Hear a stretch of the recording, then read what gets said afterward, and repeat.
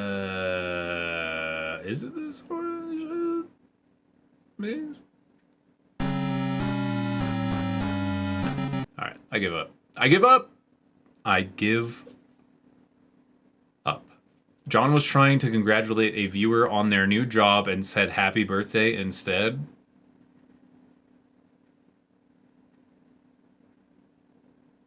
Oh no.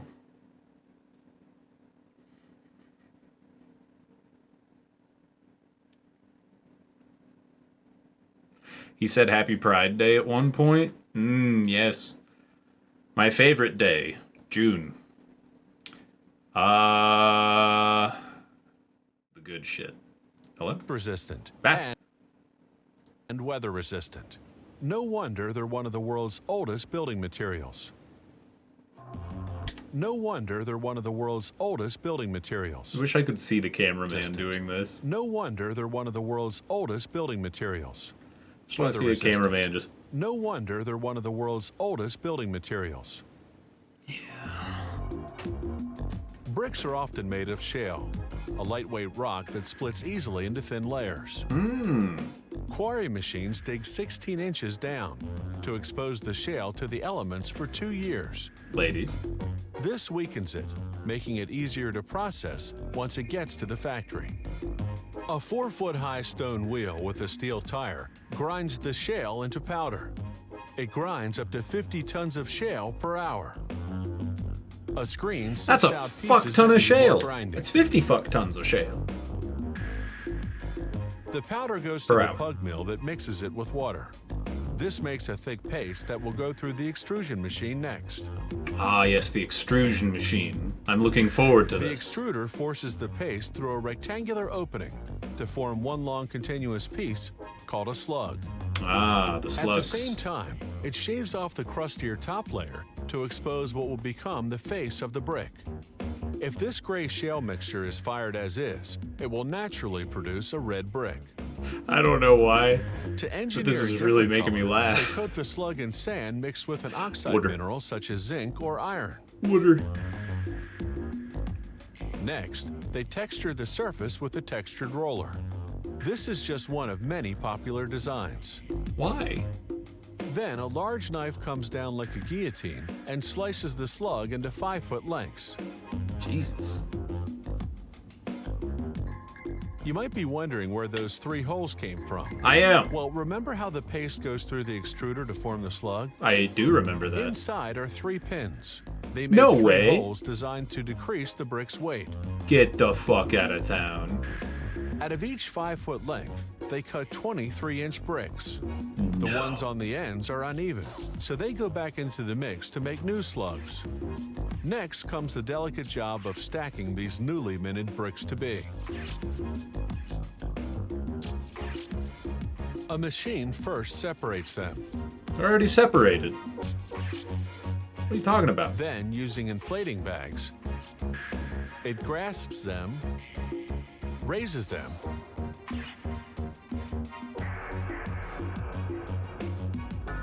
then stacks them. Meanwhile, the water in the bricks is starting to evaporate. To hasten that process, the bricks go into a dryer for 2 days. The dryer gets its hot air That from the seems heat generated by the kiln. where the bricks go incredibly next for firing. odd. The kiln is really a giant oven. It bakes the bricks at 1900 I'm still degrees. confused about the bags. That just seems so strange.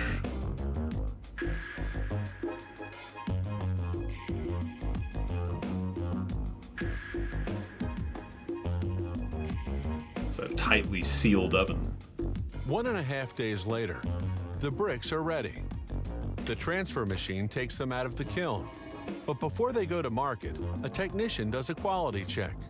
He weighs and measures a sample to see if it meets the design specifications. Bricks are supposed to absorb some water, but not too much. Not too much water. Yet if they repel Just enough water. completely, they'll also repel the wet mortars the masons use to stick bricks together. So to test absorbency, the technician breaks a brick in half.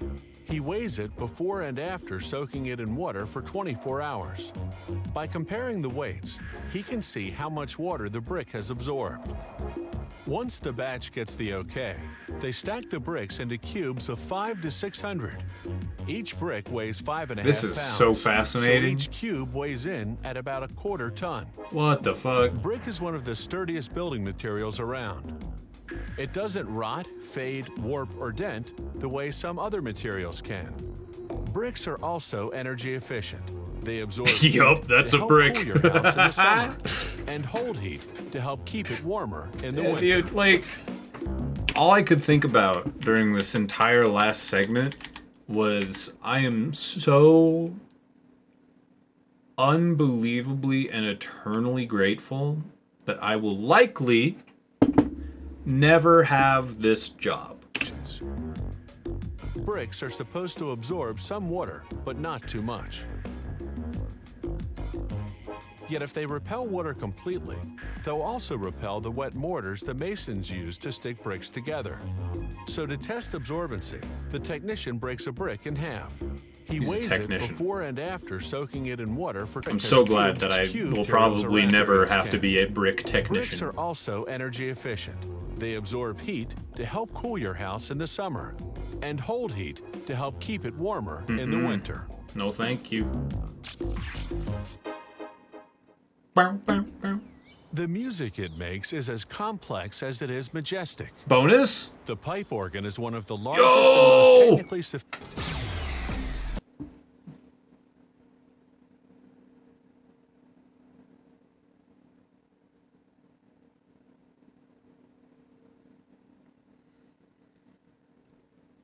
Never mind. Man, this is a big one. No, it's always the last, like, 70 seconds for some reason. There's 70 seconds of this.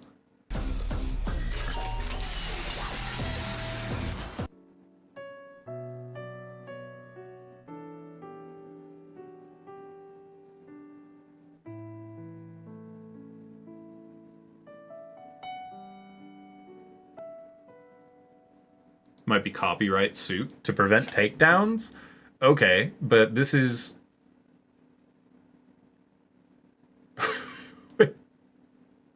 Okay. What the fuck?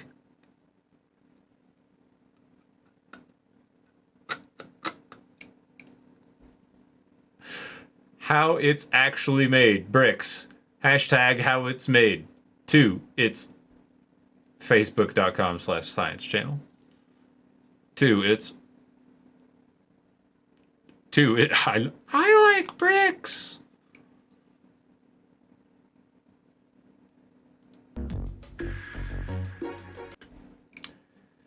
How it's made. Road signs. Apple juice? Yo, do you guys want to watch a bunch of, like, piss being poured into jugs while pretending it's apple juice?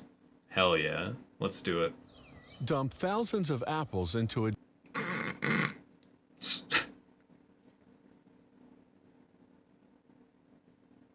I'm sorry. Sorry. I'm sorry, I'm just laughing at making fun of how it looks like a jug of piss and the literal first word is... Dump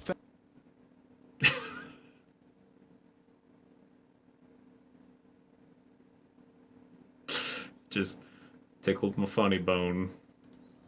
Dump thousands of apples into a giant press. Apply several tons of pressure. And what do you get?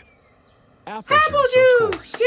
And good thing it's made on such an enormous scale when you consider how many people drink gallons of this popular juice every year. Wait, what are these, like, artistic cuts? Hold on. Of pressure. And what do you get? Apple juice. Apply several tons of pressure. And what do you get? Apple juice, of course. And that artistic cut, such dude. An enormous scale. When you consider how many people drink gallons of this popular juice. So, they're out in a city park. It's a big-ass building. Maybe Central Park? Probably not. I don't know. I'm not from there. I have no idea. But they're in a park outside of a big fucking building. There's public transportation in the background, which means this is a relatively busy area. And these motherfuckers have a big ass TV camera and a wonky ass, uneven, tiny little table that they've set a giant jug of piss on top of. And they're like walking around it, spinning their cameras sideways, making all these Dutch angles and zooms. And like the motherfucker in floor 7 in this office, it's like glance out his window. What the fuck are they doing? Jerry! Jerry! Yeah! They're videotaping a jug of piss in the park. No, I'm not kidding. For real. Yeah. No, come see this. Every year. Again? Here at Rougemont, they make apple juice mainly from Macintosh apples. Some 90% of juice production is done at harvest time in October. A conveyor transports apples to an inspection location. Apples tumble in the reverse direction of the conveyor belt so that wet leaves and undesirable materials adhere to the belt. Undesirable materials. The apples are stored in silos for several hours. Oh. So the apples don't get too bruised in their descent. They're slowed down in this step shoot. I'm sure they're bruise free. Now they wash the apples. Since they use some apples that have already fallen to the ground, this first water bath must eliminate pebbles. A shower of cool water completes the washing process. Oh, that's The it. apples are cut into little pieces. They're all washed up. And produce gratings. They're all washed up Enzymes are there. added which break down the cellular structure of the fruit, allowing for maximum juice extraction. Yeah. Next, the gratings are transferred into maceration reservoirs, where they'll stay for 60 to 90 minutes. Then they extract the juice. The gratings are pumped into a powerful hydraulic press. Inside the press, filter sleeves hold back the skins, seeds, and stems of the apples. Now that motherfucker makes apple juice. Hell yeah. Quality control is strict. At each stage of the process, they draw off samples of juice to evaluate its quality and to make sure that fabrication parameters Yeah, that's are some well good adhered shit to. right there. Oh yeah. That's good shit. The juice is This batch filtered is the good. first time. The very smallest undesirable particles are held back by this sieve. The fabrication process continues. Juice What? I was not expecting that. The very smallest undesirable particles are held back by this sieve. The fabrication process continues.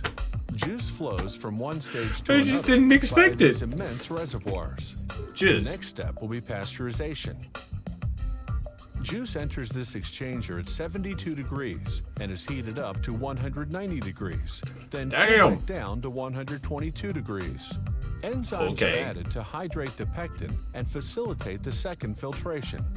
This is the ultrafiltration process, where filter membranes with microscopic pores retain the smallest of particles. The apple juice is now perfectly filtered. Its clarity is verified. Drink as it, well as pussy. its flavor, Drink it, color, pussy. You and won't. natural fruit Drink sugar it. content. Drink it. Drink it. Since juice is produced in October, it has to be conserved throughout the year. A No portion hope. of the No hope production for is these stored lads. in this sterile warehouse area to await being bottled during the year. Each reservoir can hold 29,000 gallons of I haven't filtered cooled juice. on. No. No preserving agent is added. Drink it, pissy. Now we move to the next stage, Oh. the filling of containers. The most important day of the year. The filling These of little containers. drinking containers are filled at the rate of 100 a minute. The containers are then hermetically sealed.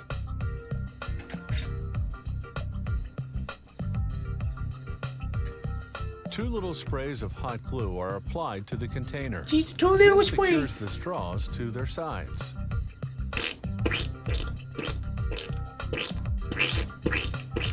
Another automated production line fills bottles with juice. They circulate in a row on this conveyor. What possible function does Bottles having are washed and them disinfected with conveyed hydrogen into the peroxide floor? in this white sterile room? Then they're rinsed with All right. sterile water before being carried to Water. the filling location. Ooh, synchronized swimming. Look at this. Each minute, 120 Oh, bottles that are is so satisfying. Oh, minute. yes. More. Ooh. each minute, 100 Oh. That's Each so minute. good. That's so good. each minute. Okay. 120 bottles are filled with pasteurized apple juice and sealed with a cap in a sterile environment. That's cool. How one rotation around is just Bottles enough are to then fill it labeled and sent to perfectly with the shipping. exact amount of Between juice. 20 and 40,000 tons of apples are Whee! transformed into juice yearly. Thanks to its perfect preservation, consumers can enjoy this juice at any time of the year.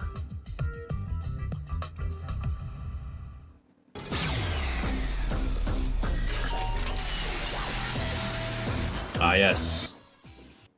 The green.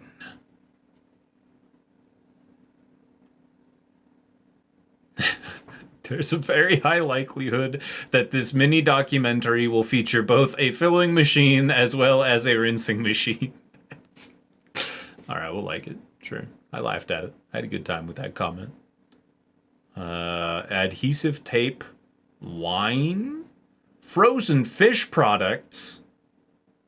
This is gonna look gross. And we're gonna watch it. Oh, we're in HD now. We're in the 2000s.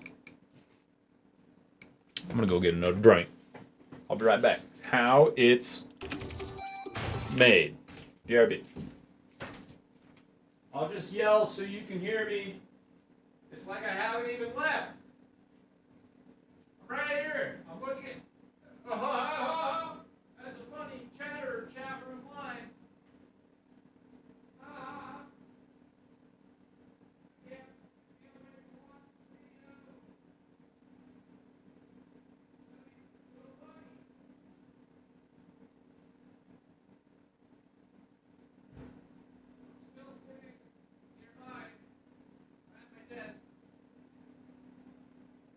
I'm enjoying streaming and reading all your chat messages. They're really great. I love them. I love them so much.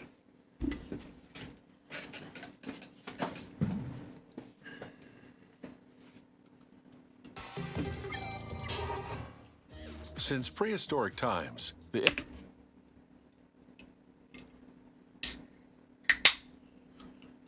No. No.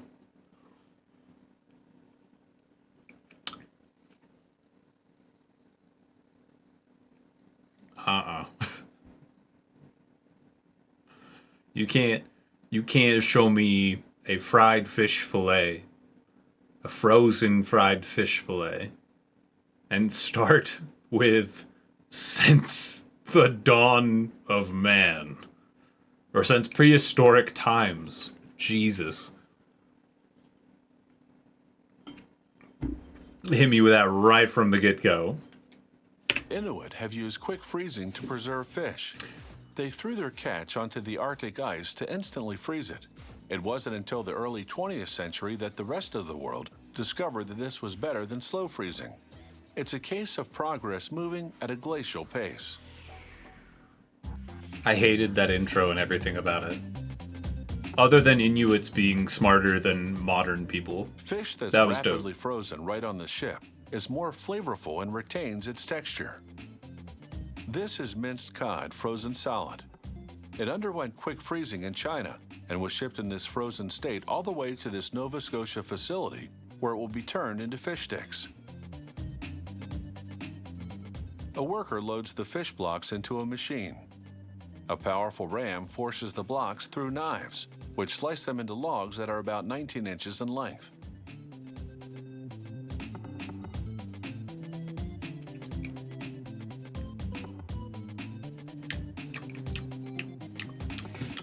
Workers load the logs vertically into slots. Below, more knives slice the logs into sticks. They get 85 fish sticks from one log. They check for breaks as the Here on everybody, 85 fish sticks to a log. Buy your cod log here. 85 cod sticks on the log here, boys and girls. Here, ladies and gentlemen, boys and girls, the finest cod logs you can imagine here. sticks move to the next station. Jesus. At another production line, they dump quick frozen haddock fillets into a big steel hopper. That's a little better. At least it's, you know, It funnels them to a flighted fish. conveyor. The conveyor meters the fillets and drops each bunch onto a vibrating table.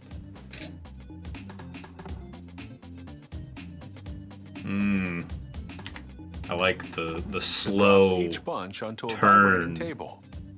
around that big oh, love it. Love it. Love it.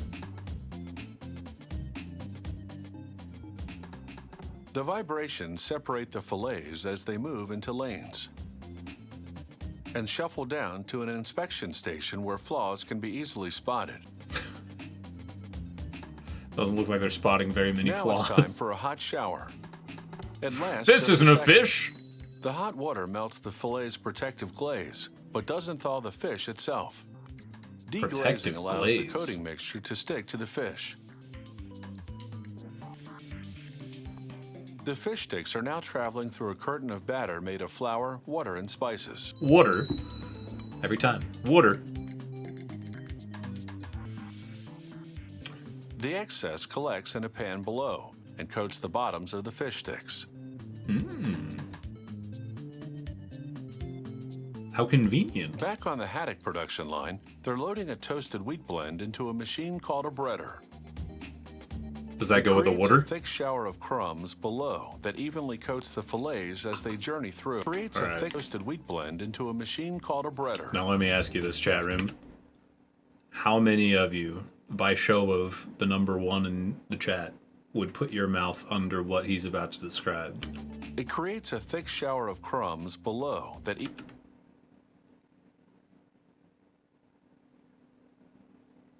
Just imagine a thick shower of crumbs.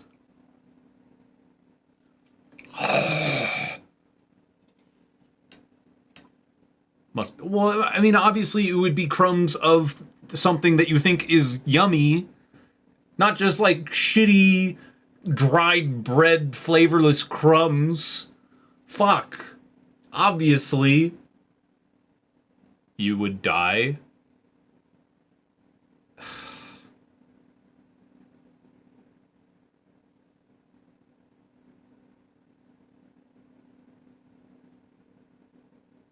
I would totally fly a flying motorcycle over the Grand Canyon. That would be awesome. Not me. That would probably kill me.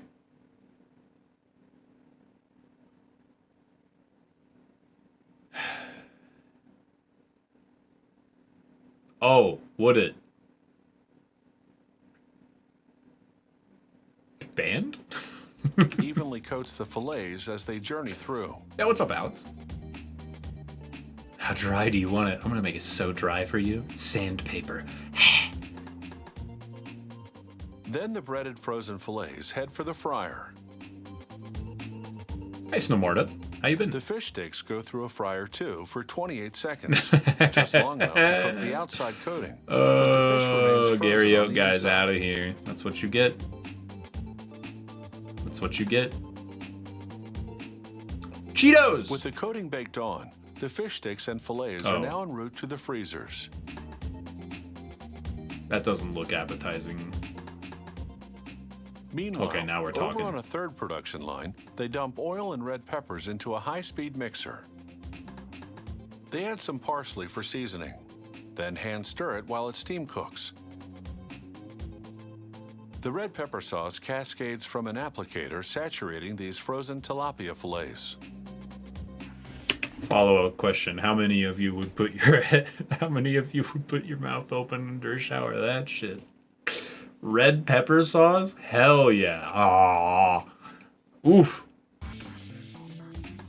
This coating sticks without being fried, so the tilapia fillets head straight for the spiraling freezer. The fish sticks and breaded haddock fillets are in similar freezers.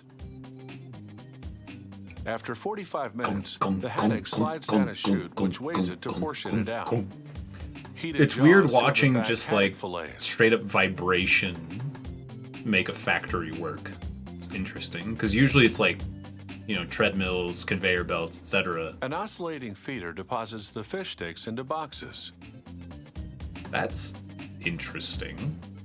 One last inspection and they're ready for retail. They vacuum pack the That's it. tilapia They're fillets ready. and this meal is sealed. And now there's plenty of fish to fry, depending on where your tastes lie. Green? Beautiful.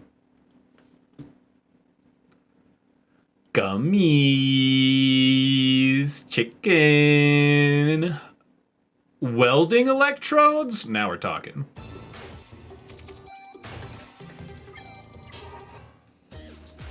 More than a century ago, welders first fused two metal surfaces by melting a metal stick over them using an electric current. That stick is now called a welding electrode. It's the simplest and most popular way to weld. Farmers and mechanics often use this tool to repair heavy machinery. Oh, do they? Is this what we're making? This company's electrodes are coated with powdered metals and minerals. Interesting. During welding, the metals melt and the minerals protect the area from oxygen, which would weaken the bond. The electrode transmits an electric current that heats and melts both the electrode and the metal surfaces, welding them together. That's wild. All right. Thin metal wire forms the electrode's core. The kind of wire depends on what the electrode's designed to weld, but most often the core is made of carbon or stainless steel. I know nothing about welding, so this is actually fascinating to me. A machine simultaneously spins and bends it, evenly reshaping the wire until it's completely straight. 4 metal rollers then push and guide the wire into a guillotine. The blade chops the wire into segments that'll become the electrode cores. These segments range from 10 to 17 and a Yeah, half speed it inches up, long. daddy. Hell yeah. Harder, faster, stronger, better. Welding's fucking cool. Underwater welding? The factory puts a variety of metals and minerals in the coating. Interesting, yeah. The metals are often nickel, manganese, and iron. That's that The good minerals, shit. alumina, magnesia, and limestone. They also add a colorant to differentiate Oh the my god. models. Okay, so... this motherfucker says limestone and puts, like... lapis lazuli on the table. Magnesia and limestone. They also add a colorant to differentiate the models. Limestone. Boom!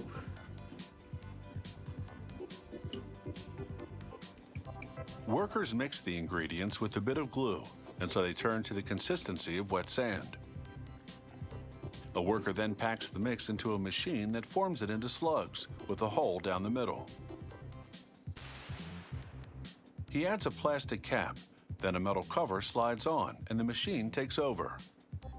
It takes only a minute for the machine's piston to compress the powder into a solid. That's crazy. Now, to put the powder coating on the core wires. A worker loads 4 slugs into an extrusion press. This is for making It'll welding apply things. 120 tons of pressure on the slugs to shoot the powder through nozzles that'll coat the wires as they pass through the slug's hole. They have to compress it just to spray. Oh. Damn, that looks To load the wires into the press, cumbersome. they first stack them in this feeder. My OCD! The opening at the bottom's The adjustable for holes! different diameters because core wires range from spaghetti thin to pencil thick. These rollers pass them through the press one at a time. That makes me happy. We're good. They all end up going through one at a time, so it's Four fine. wheels then pull the wires Totally from cool. the feeder into the extrusion press for coating. at a rate of up to 1,000 electrodes a minute.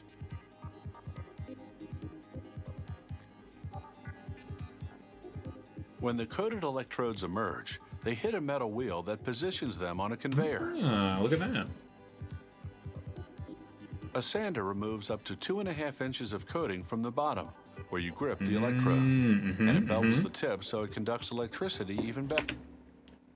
So I was thinking about this the other day, and I didn't even mean to be watching something like this, but now I can talk about it and have it be topical. But being a professional streamer, hi, that's me. That's my job. Thank you for coming here and watching me do what I do. It's like being a conveyor belt Q&A person. This is me reading the chat room. Just imagine me, and all of these fucking electrodes are your chat messages. So it conducts electricity even better. A worker now checks for uneven coating and to see if the wire's well centered. The coating That's what dries it's at room like. temperature for up to 72 hours. That's what it's like. To cure the coating, Like, you see them workers all, put the but then you pick electrodes one in the up just to oven make heated sure, to like, yeah, that's good. 905 degrees And then you, Fahrenheit like, for you up know, to you just 5 keep them all hours. moving. They're all good. They're all Once they've cooled, fine. the electrodes head You just into don't a printing acknowledge press. them until, you know, it's Where the time to first read one prints the again, and model then... type of current that's Yeah, required. and then... I'm so sorry. Another See, ink I wheel just then did it right applies the there. That was a colors good to the one. gripping end. Move along. It's another way to differentiate the model in case the lettering on the side rubs off in storage. You know what they look From like, there, kind it's of? off to pack rubs off in storage. They look like blunts. Just a little bit. Not completely, but a little bit. Sparklers? Yeah, that too. Yeah, well, I mean, when you think about it, this is just... they're just heavy-duty sparklers. Pocky, the forbidden Pocky. Storage. From there, it's off to packaging. An optical scanner counts the electrodes, then a stacking machine separates them into 7.7 to 11-pound bundles. That's... Finally, Wait, what? into 7.7 to 11-pound bundles. What? A worker inserts them into cardboard canisters. He adds a piece of cardboard to compress them tightly for the trip. A sticker marks the contents and tape keeps the package tightly sealed. I'm sorry. So, packages can contain anywhere between 7.7 to 11 pounds? So some people are getting, like, an extra 25% in their package? What the fuck? Hello? What? 7.7 pounds. It's kilograms? It doesn't make a difference to my questioning. Depends on the thickness of the rods. Okay, but even if that was the case, it doesn't make it uniform still. That's a lot of pounds. Nails and staples, adhesive tape again, mustard, interesting. Badminton rackets? I've always wanted to know. Oh, fiber optics. That's actually interesting. Say your type travels to its destination through fiber optics. Okay. Voice and data gets transmitted via pulses of light. Wait. Say your type travels to its destination through fiber optics. Your type travels through its destination through fiber optics. Nailed it. Voice and data gets transmitted via pulses of light through hair-thin glass fibers. I wouldn't know anything about hair thin. Those fibers start out as large glass tubes. First, workers unwrap the tubes. I'm already pausing. I'm sorry. I'm sorry.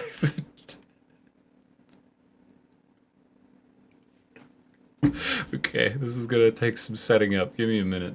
It'll be worth it.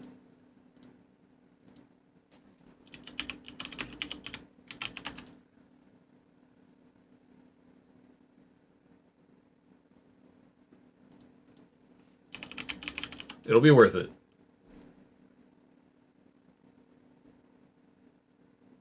This is gonna work? Let's see.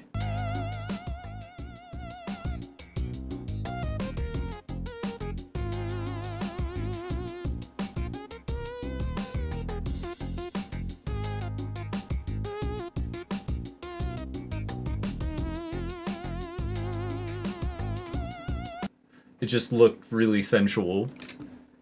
It just looked so sensual the way this worker who's been doing this for countless hours slowly unwraps one tube of glass, shifting the cover ever so gently backwards and palming his hand up the glass tube as he inspects it. Oh wait, hold on. Let's go back. Those fibers start out as large glass tubes. Slow First, down, baby. Workers unwrap the tubes. Oh, slow down, baby. Damn. All right. Go on. Go on with your bad self. What you doing with that tube? Then they submerge them in a corrosive bath of hydrofluoric acid. Ooh, I want you to submerge that tube in the corrosive bath of my life, Then baby. they set a tube into each end of a lathe. Are we touching tips? As the tubes spin, Are we touching they're tips? heated with a hydrogen-oxygen flame. When the glass turns white, it's getting close to hitting peak temperature. I bet. About 3,500 degrees, the two tubes fuse together. Hell yeah. They put this new, longer tube onto another lathe. Hell yeah. As the tube spins, they inject a mixture of chemical gases inside, while a traversing burner heats everything up. This This is... mixture contains liquid forms of silicon and We're talking about fiber optics, man. What is this? What are they doing? A chemical element similar to tin that's used as a semiconductor in transistors and other electronic devices. This is wild. As the gases heat, they undergo a chemical reaction that leaves a white soot on the inside of the glass tube. The heat Interesting. fuses the soot, forming what will eventually become the core of the optical fiber. The glass tube itself will form the fiber's covering. When there's enough fused soot, they turn up the heat until the soot itself turns into glass. Then they heat the glass tube enough to soften it, and to soften the new glass inside. The intense heat eventually makes the tube collapse on itself to form a solid rod. The internal structure of the optical fiber has been achieved, What the but it's in the fuck? form of a big bulky rod called a preform. So the next Okay, so to clarify and recap, they superheat the tube so that soot forms from cooking gas that they put inside it, and then they keep heating the tube to the point where it collapses in on the soot, and the soot becomes the wire, like the actual fiber optic. That's insane. That's so crazy. Wow. All right. Take me away, Mr. Wooder. Next step is to thin it out. First, they excise the preform from the uncollapsed section of the glass tube. You can't get pregnant from preform. Then they install it vertically into the drawing tower, which That will could draw kill a out the motherfucker. final Look shape. at that thing. Damn.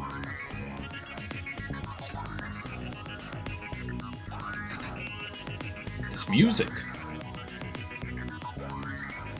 The Oh drawing yeah. tower's oven heats one end. Hold on. Hold up. Hold the phone. We gotta do this right.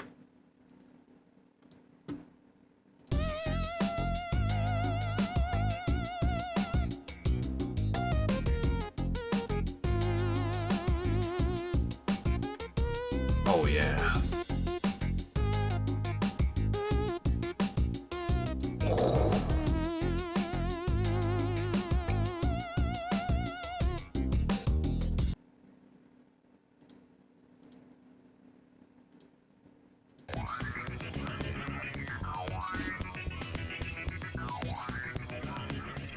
The glass softens.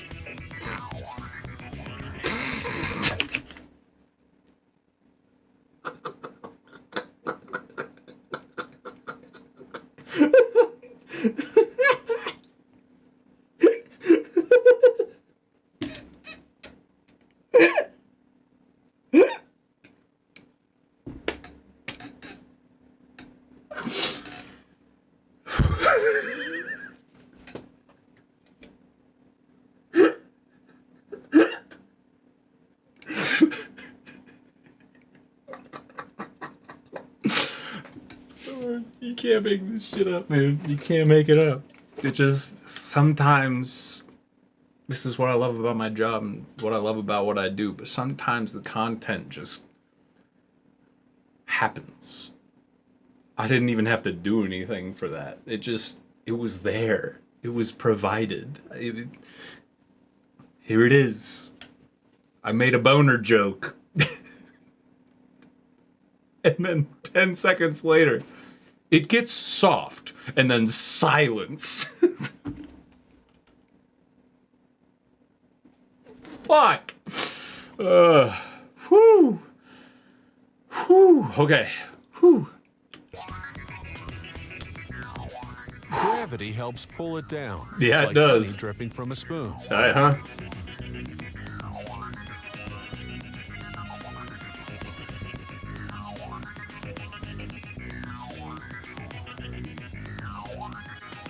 Then, I would not be using able a to. glob of glass as a I couldn't weight, do this they job. stretch the soft glass, My hands are way and keep too shaky stretching for it this until shit, they dude. Are you form the kidding thin me? glass fiber. A series of pulleys measure the tension on the fiber as it's being drawn. A special monitor makes sure the fiber's precisely the right diameter, just 5/1000ths of an inch. Then the fiber passes. What is this through camera UV shot? light. Hello? That is a bottom-up view of this motherfucker's gooch. Okay. Then the fiber passes through UV lamps that bake on an acrylic coating. What's going on a fucking adventure, dude? How far down is this going? Finally, the fiber is rolled onto a drum. From here, it's either shipped out as is or put into a cable. Fiber optic cables are expensive to produce, but they're smaller and lighter than traditional copper cables. They carry more information and need fewer repeaters to keep the signal from So I'm just going to throw this out here. This is a 4x3 television show about how fiber optic cables are made. I'm pretty sure this is a little outdated.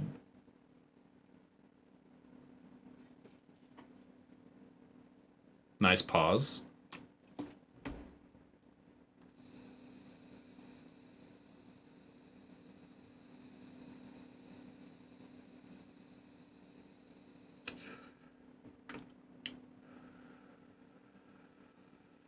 When was it posted? I think that information is actually irrelevant.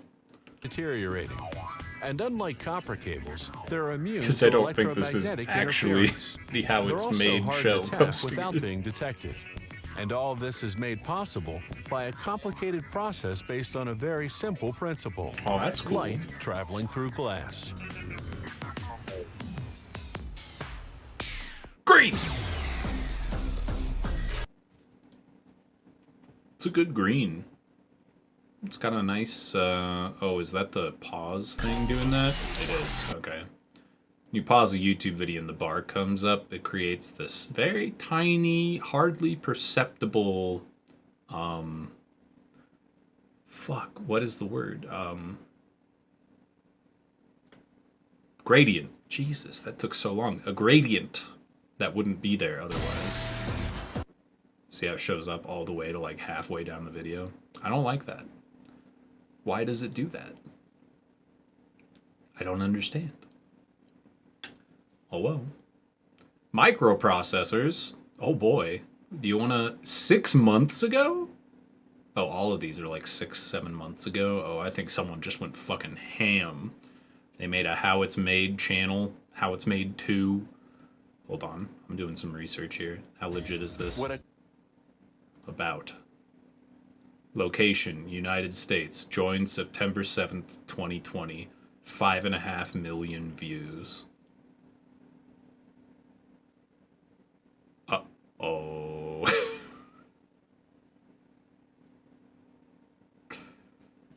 You all get pooped on by DMCA for these videos? I'm probably going to delete the VOD just to be safe. I don't think so. I mean, if these videos are up on YouTube, which has a much more refined and better DMCA system, I think I'm going to be okay. But just to be safe, I'm probably going to delete the VOD, and people that didn't see it are going to miss out, and that's fine. I want to watch how it's made on my stream. Fuck you. Top of a Microprocessor. microchip on an electronic card. God, it's Preparing the chip to really be installed on not- the card okay, that's is a fine. delicate and precise operation.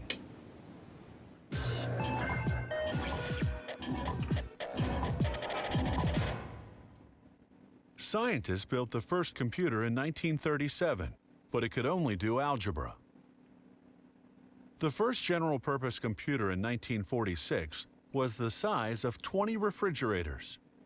During the 1950s, transistors Rewind? What the fuck?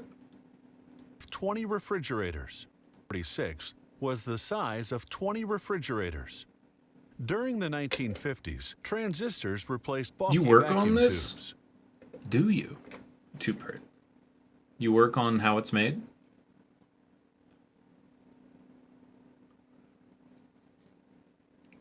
I know what you mean. Then, integrated circuits replaced transistors. Ooh! But the biggest breakthrough came in 1971 with the microprocessor. All the components on one minuscule chip. That's what made the personal computer possible. That's this thing. See? It's over there too. There's one. That's. See?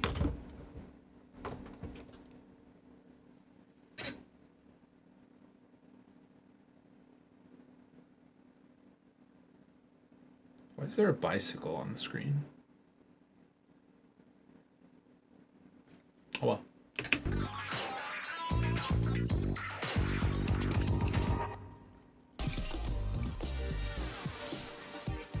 They start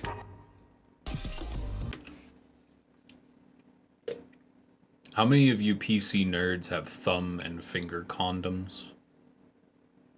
Be honest. I know some of you techie geeks have those finger condoms. Who's got them? Someone does. Fess up. Fess up. Yes? I knew it. I knew someone had to have them. Someone had to have them. You never know where those parts have been. That's true. How many different PCs has this processor processed, you know?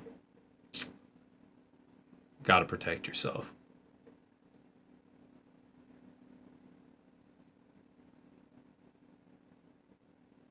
Normal condoms, lube helps you put the parts in. Alright. Jesus.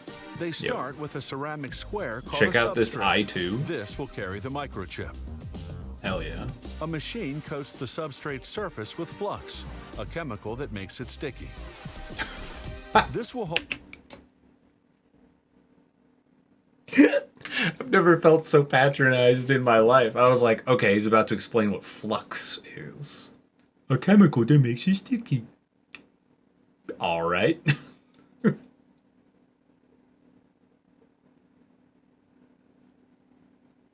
Fuck. Alright. I'm a child. What's a flux? It makes it sticky, honey. Thanks. Wonderful. Wunderwaffel. Thank you for the Over a year 13. finally. Well, shit. That's how I feel about literally every year. Welcome back. Thanks. Hold the microchip in place until it's soldered. Did it make your left eye sticky? The factory receives the microchips ready-made, with all the circuits in place. They place a microchip on each substrate. Sometimes they skip a few. That was half! An What? infrared light guides the machine to place the chip in precisely the right spot.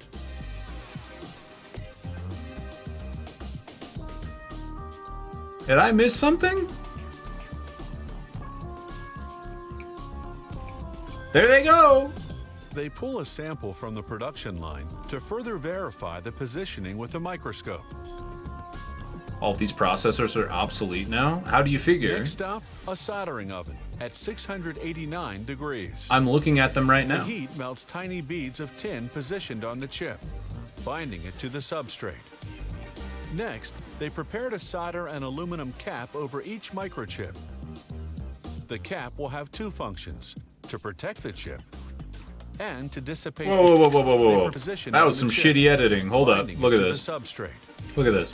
Next, they Bloop, prepare to bloop, solder bloop, an bloop, aluminum bloop. cap Look at all these over each bloopers. microchip. Or maybe I'm an idiot. The cap will have two functions: to protect the chip. Okay, so maybe this is a different set of chips that hasn't been glooped yet. That was weird editing, though. It made it look like they zoomed back out of the glooped microchips. But there's no gloop. These are the things I notice. Was it this stream? It was this stream earlier. I like to notice things. It's one of my favorite things. I like to notice. I don't judge sometimes. Sometimes things I notice are worth judging, but I'm not noticing to judge. It's just if I notice something worth judging, I'll judge it, but I notice things. That's what I like to do. I'm really weird. If you noticed. So I noticed the goop was gone. What the heck?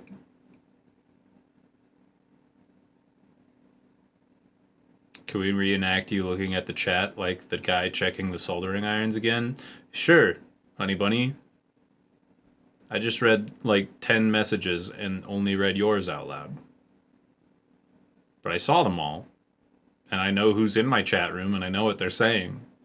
But for me to point out every message, read it out loud, and respond to it would be... how do I put this lightly as to spare everyone's feelings? A colossal waste of my time.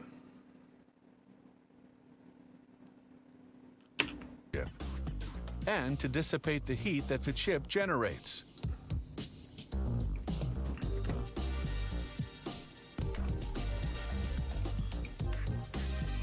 Ooh.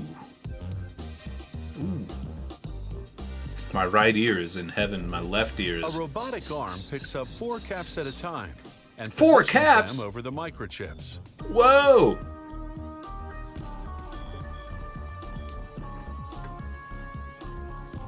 I love that this show is so unabashedly eye candy.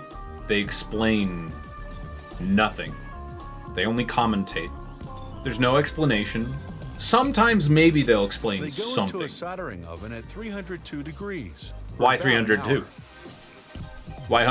Why 302 The next specifically? step is to create the Next electrical step. connections that will later link the microprocessor to the computer's electronic card. Oh, okay. They start with tiny cylindrical pieces of tin called columns. Why? Tin conducts electricity. Oh, A does it? giant suctioning sieve vibrates the columns until they fall through the holes. This lines them up vertically so that they can be attached to the substrate. A machine spreads a thick That seems adhesive paste, incredibly then inefficient. attaches the vertical columns in it from underneath. Are we gonna watch Play-Doh? No. What in the fuck A is robotic happening? arm positions the chip-carrying substrate on the pasted columns. Okay, I understand now. All right. The result is Aha! a microchip with 1,000 Ah, connections. yes. Anyone have a microchip like that in their computer these days?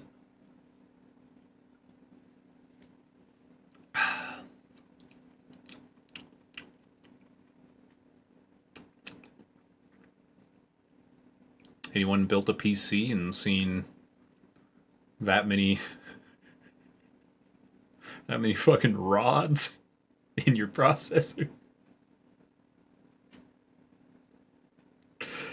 Ooh. See, modern processors, it's hard to even see the pins.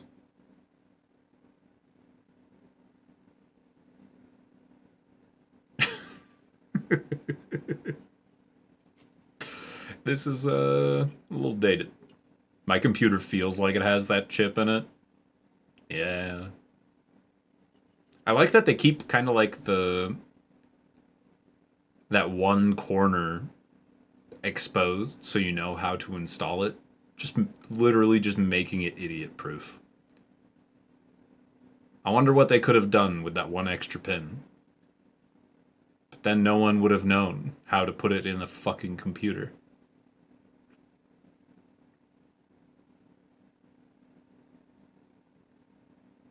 Not idiot proof enough? Speak for yourself. I'm doing alright. Deep Dragon, fuck AMD, flip chips of the future! Whoop whoop! I may have said something horribly offensive and have no idea. Sorry if I did. For even more connections, they use tin balls instead of columns because balls are sturdier and more reliable. They too go through a set of columns because balls are sturdier and more reliable. They too go instead of columns because balls are sturdier and more reliable.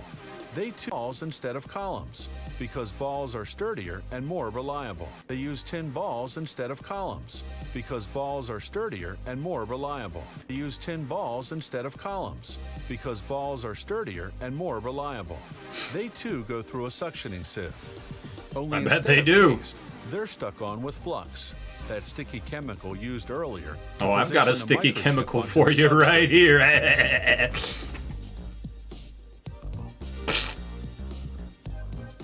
Ew.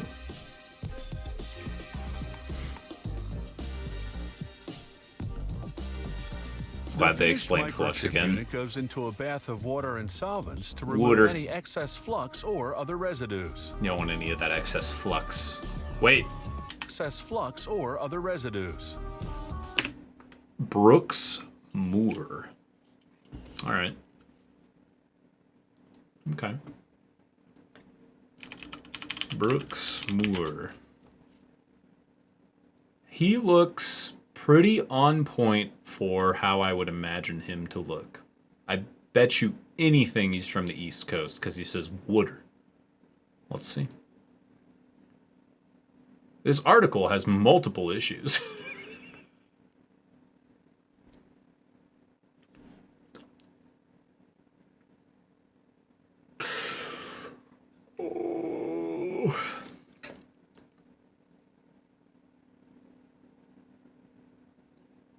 Brooksmore IMDb, I guess. Let's try that. Divine Trash. Hey, man.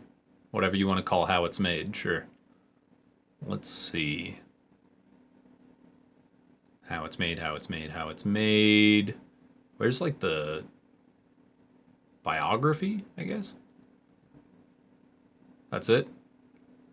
No location? Alright, that's fair. No footprint on that guy. That's impressive. Or at least a very minimal one. Wow. Replaced by Zach Fine, apparently for 2 years, until fans of the show petitioned to fire Zach Fine and bring back this other guy that says Wooder. I don't know.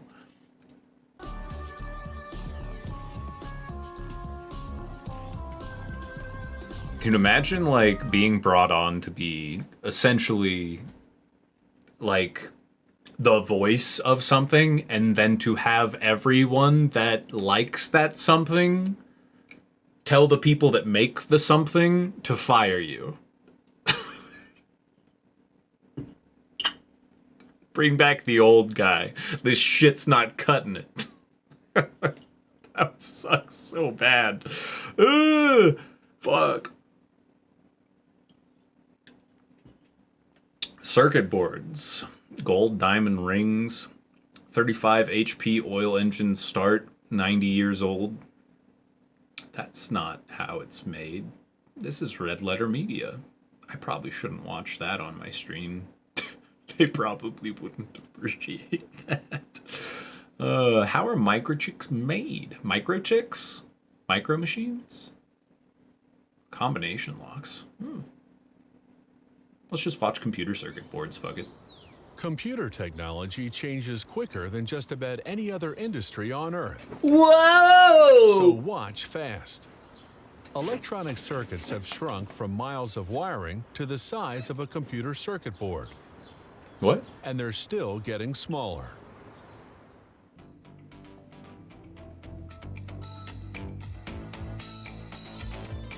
An electronic What is this? circuit board is a computer component that can I'm Brooks produce Moore, narrator of how it's spectacularly made. Ask me realistic anything. scenes. Oh, cool. Animating this particular three-dimensional graphic Neat. took 4 months of work by artists and programmers with the aid of a G400 graphic processor by Matrox.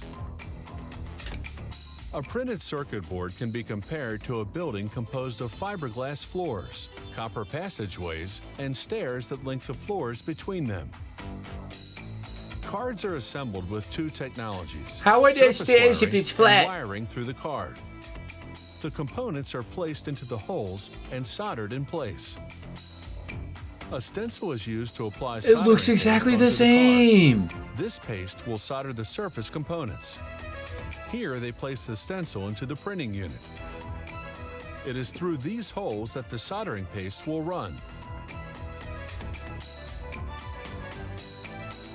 The machine spreads the soldering paste, which contains, among other elements, a tin lead alloy. The printing blades go into action. They spread the soldering paste on the stencil. Printing This blades paste going, oh runs boy, through the 3 stencil a.m. holes and covers the metallic surfaces of the printed circuit board, which will establish the electric current. That's why.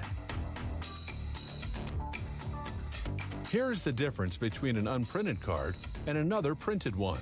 Oh, The unprinted card surface is much more shiny. that's true.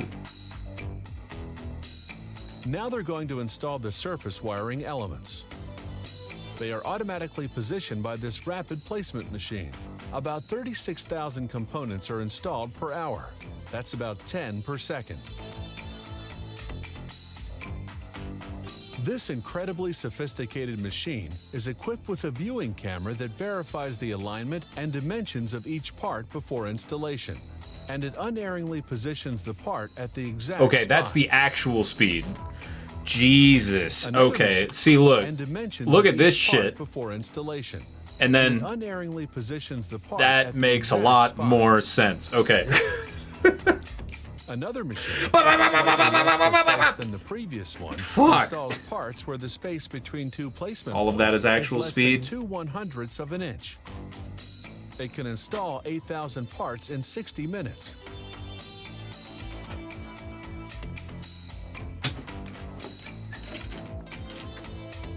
The card continues on its way toward the oven, which accomplishes an essential operation. Once the parts are secured, the card goes into a convection oven, where the heat will solder the parts to the card. That's a very Different specific circuit temperature. connectors through the card are inserted into their respective holes. This operation requires great dexterity. I know very little about computer chips, microchips, all the chips, the circuitry, all that, all this. Where is it? That stuff. Very little. But even my ass can tell this is about 16 times bigger than it is now. Look at this fucking monstrosity. Bam! I think that's just, I don't know. Maybe And it was that's the entirely fucking done by connections hand. on the back. I don't know. Now that I think about it, it probably is. But either way, the shit's real big.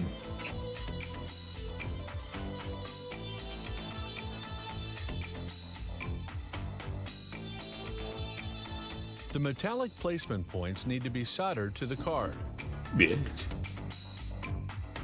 The soldering of the circuit components through the card is done with a bath of Much molten smaller? tin No, lead I don't mean alloy like the at a card as a temperature of whole. I more mean 465 like degrees.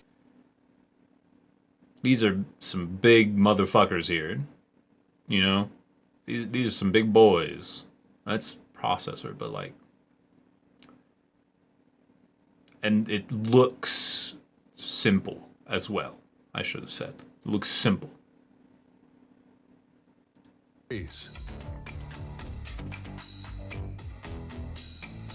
Where's this guy's finger? Now, Oh my everything god. is installed. The finger They have to condoms. do an initial electrical test. The card is placed on a bed of electrified pegs. These pegs make contact with the card's connecting points, allowing them to check for short circuits or open circuits in the card. And then a final test, a computer-aided operating test to see if the card is functioning perfectly.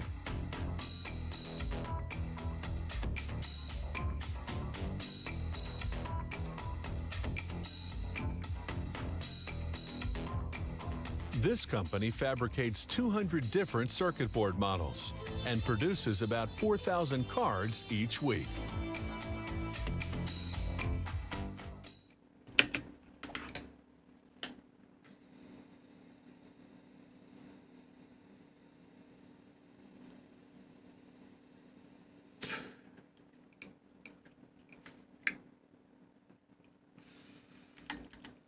Fabricates 200 different circuit board models and produces about 4,000 cards each week.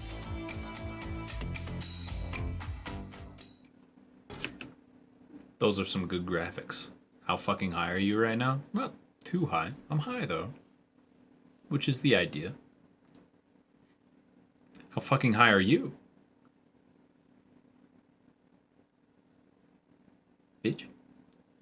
How it's made. That looks like a micro machine. I think it is. I think that's a model. Handheld computers? Oh boy! Let's see how they make handheld computers. Handhelds, as they're called, are rugged computers designed for workers on the move. You see Workers them on the delivery move. Trucks, police cruisers, forklift trucks, and in large warehouses.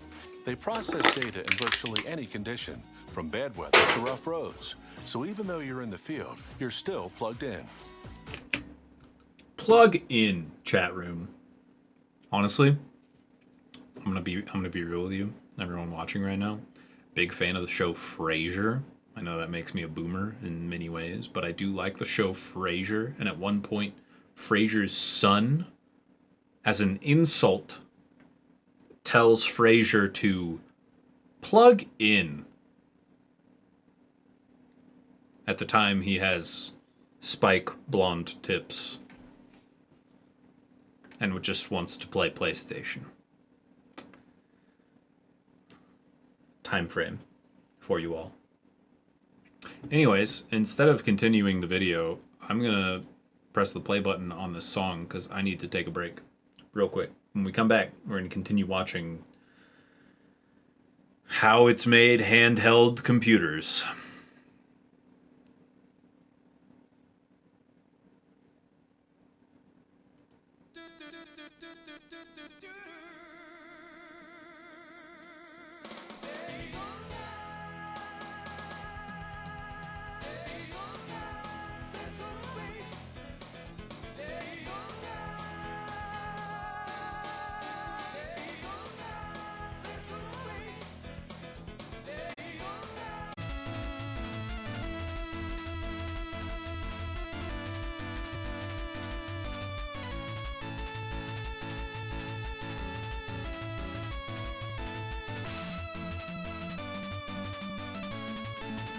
I'm back, baby.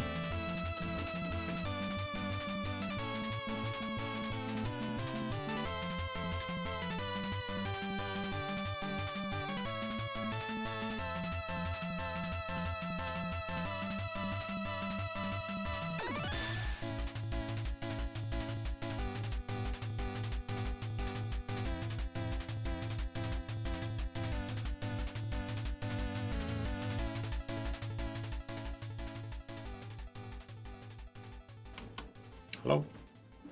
Yeah, I'm back.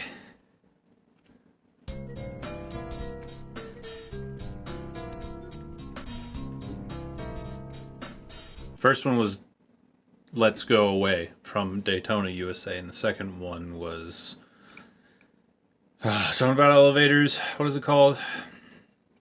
Down the Elevator Shaft from Silver Grapple. Almost every time someone asks about a song name, it's from Silver Grapple. Shit's dope. All right. There we are. Boop. Back to it.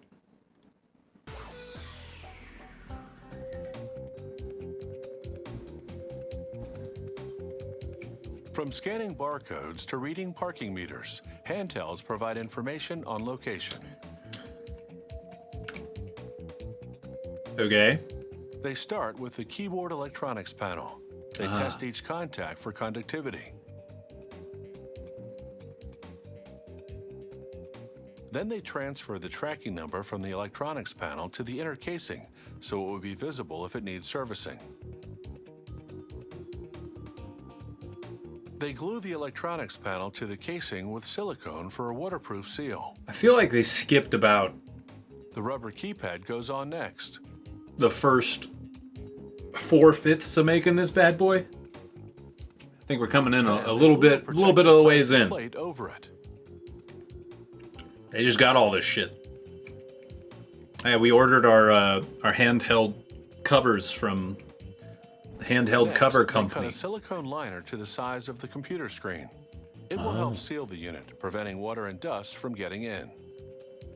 They place the liner in a bracket behind the screen, and then use this jig to align the screen to the computer casing. A dab of thread locker glue to the screws helps to hold it all together. That's a lot of manual work to make that thing. I figured it'd be a little more automatic than The top casing that. for this handheld computer is now assembled. Water. They move on to the back casing and install a speaker. They apply a layer of silicone to a circuit board assembly, again to resist water and dust from seeping into it. This circuit board assembly goes into a hole in the back casing. It will allow the unit to communicate with a central computer. In the next step, they wire the speakers to the circuit board, and now the hand... Dude, this motherfucker's S's. The way he says his S sounds, listen to this shit. In the next step, they wire the speakers to the... It's like, instead of S, it's like this soft, whispery whistlingness. I love it. I love it! computer. In the next step, they wire the speakers to the circuit board, and now the handheld has a sound system. More silicone on these connections. Then they install triggers to the scanner, one on each side. Oh, that's fantastic. I love it. I bet the new guy fans say it didn't pronounce it water, and he didn't whisper his S's. That's right. Bring back Brox! Then they run the top assemblies for 3 hours in extreme temperatures. Where's my boy? Once the inner workings have been completely installed, they attach the top assemblies to the bottom ones. I'm sorry, what is this monstrosity they're concocting? What is this? They attach the top assemblies to the bottom. It's huge! I've seen smaller label makers. That really doesn't mean anything now that I think about it. It means nothing. Alright. It has an antenna for wireless communication. Now they install a smart card reader. Oh, past smart people. Will be used for security checks on personal ID cards. If only the smart people in the past were as smart as the smart people now, then they would have known you don't need a phone boner. You just need an inner phone boner. Further showing it's not the size that matters. It's what inside that counts. I hope. Anyways.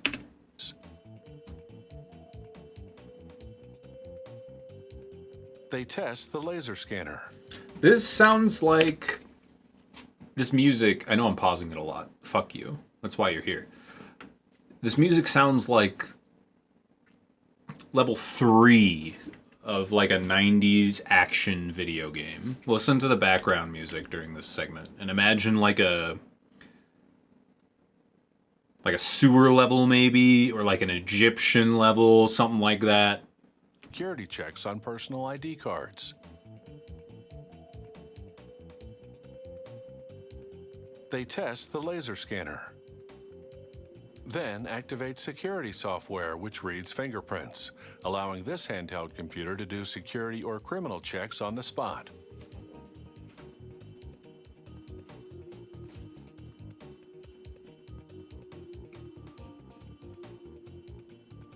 When an unregistered person presses a finger onto the print reader, this is what happens. This is what happens. No, Of man. course, mobile computers are designed to return Mobile to a home computers. base, where they upload information to a main computer. But first, randomly selected units get roughed up in a series of tests. They toss this unit into a tumbler, and it gets thrown around. Then they drop it from a height of 6.5 feet. They plunge it into a tank of water. I'm sorry. What? Excuse me, motherfucker, what?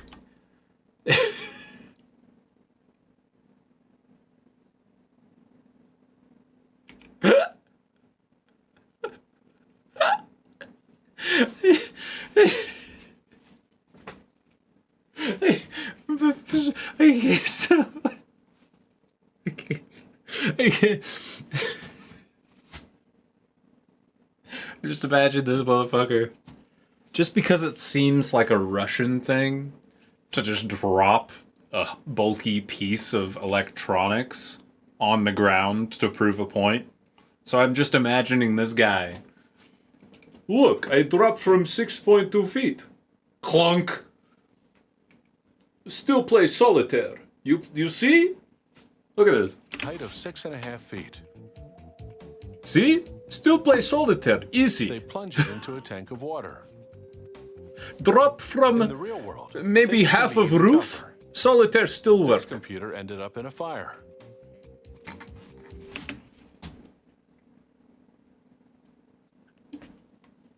However, did it end up in a fire? What was it doing there? It should have been not in the fire. Silly. And with the pink... Oh, God, I got the erasers all over it, man. And this one was run over. But even when it seems that they've been completely destroyed, information can still be salvaged. Here, they transfer the memory board from one of the wrecked units to an undamaged one. Prototype refurbishment. They hook it up to a central computer and retrieve the information. They then sell These it are to tough companies computers to for use to those on the advertise go. to you.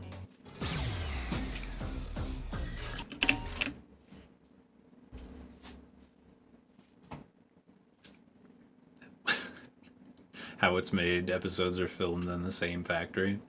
Alright, here's what's happening. For those of you that were maybe excited about gaming in all caps, not feeling it.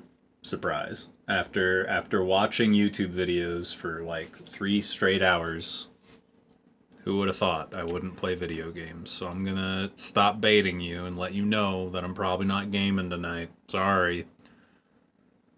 But I'm not done streaming.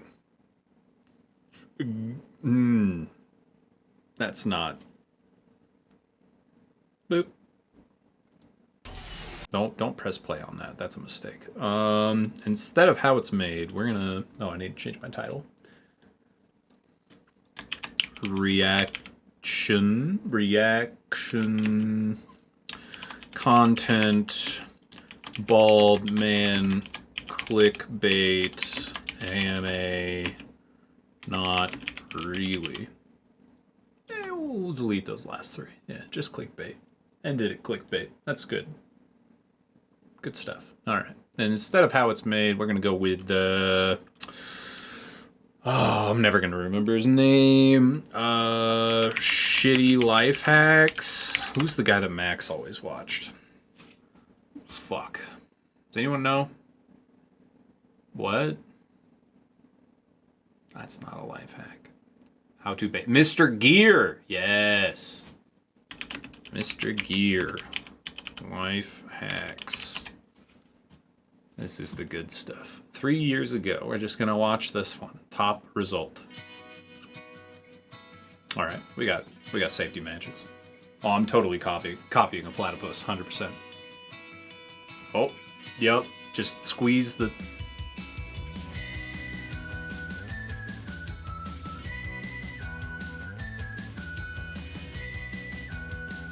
What the fuck?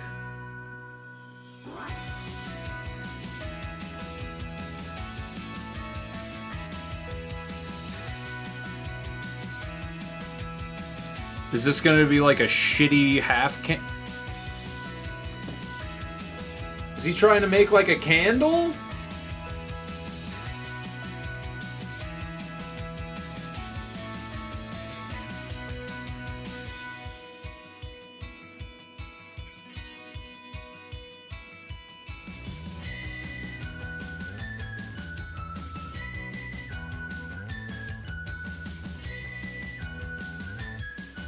Are we about to roll that shit up and have a puff?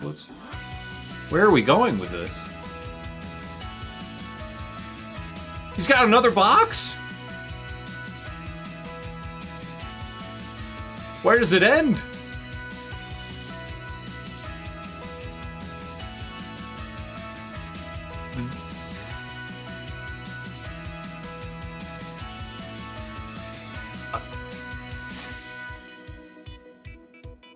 Is he making like a TNT bundle?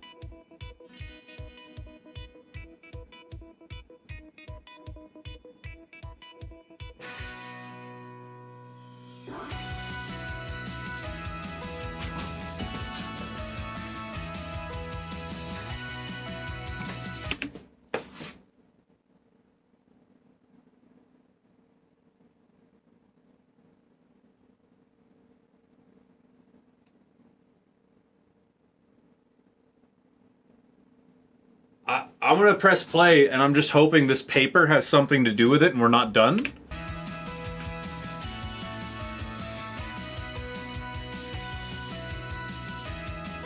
I don't think so, though. I think this is like the next thing. I think he's moved on.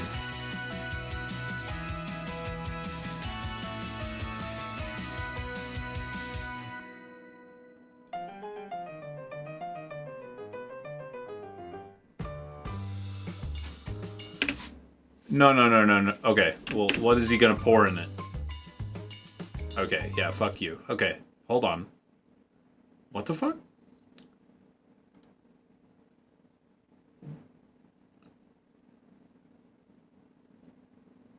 What is this?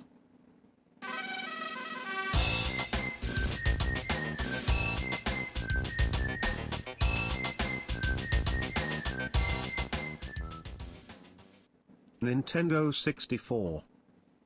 Thanks, Flash Chase. Welcome back.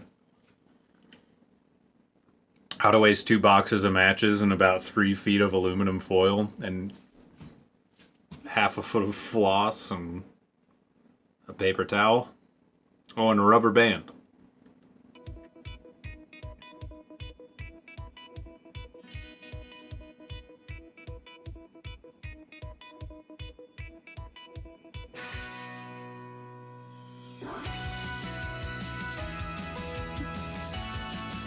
Does anyone know?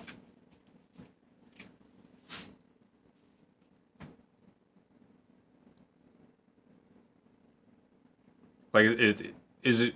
That's got to be it, right? It's a fuse. He made a fuse.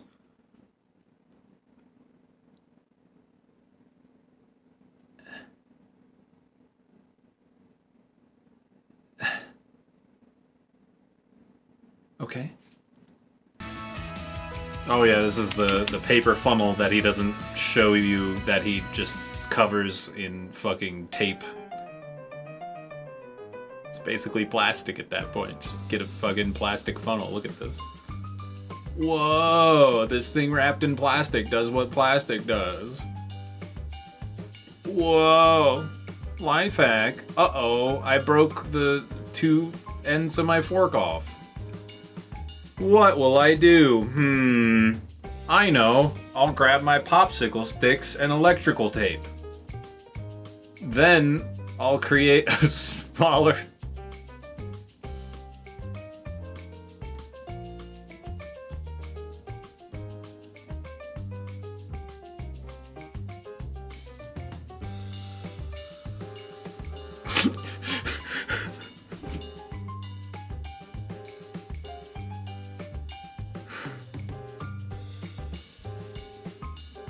Oh, it's not finished.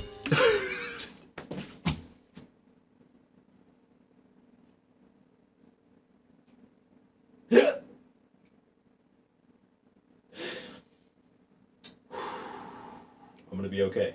I'm gonna be okay. I'm gonna be okay. Keep telling yourself. I'm gonna be okay. I'm gonna be okay. Okay. Alright. I'm not okay.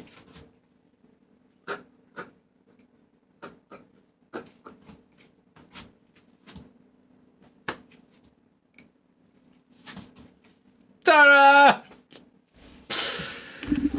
Fucking A. Eat that bread.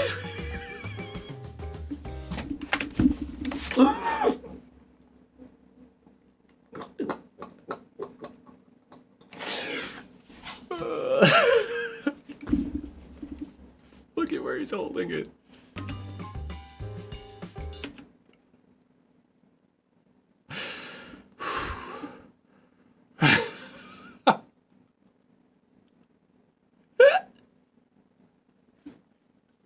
Why is this? Why?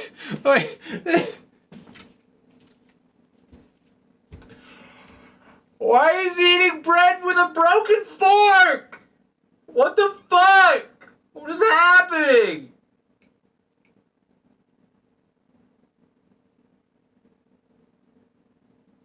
It's like when George eats a Snickers with a knife and fork, dude. What the fuck is happening? He cut up, he used his hands.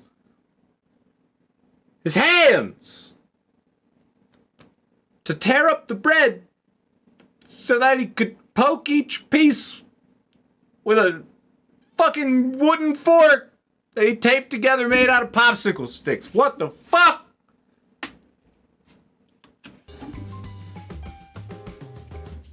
That's some yummy bread, though. Always going back for seconds. Holy shit. Do you have too many bottle caps lying around? Grab your puncture tool and put a hole through the top. Make sure to put your hand behind it. Then use a bigger tool to make the puncture bigger. Bigger is more betterer after all. Then take... Stop!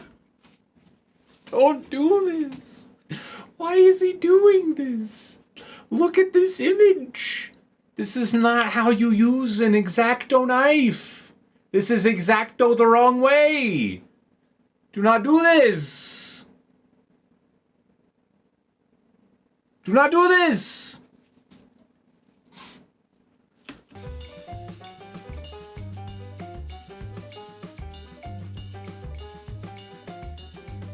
This is gonna be good. Oh boy.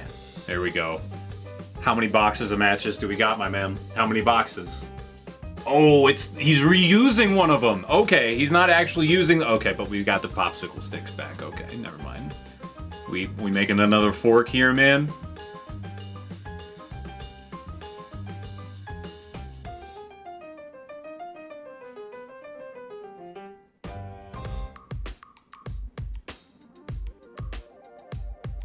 Ooh, that was ethereal as fuck. Holy moly. Wait. Are we still on the same thing? Is this a different thing?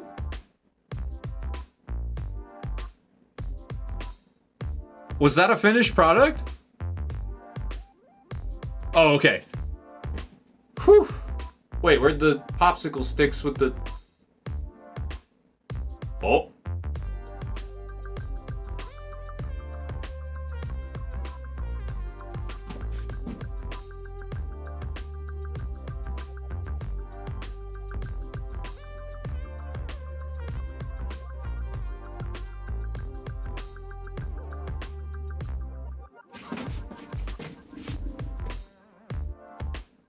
What? What?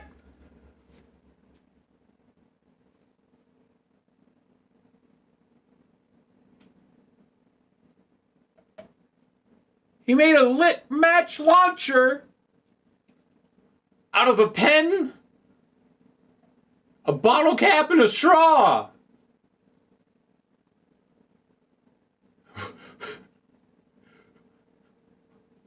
What?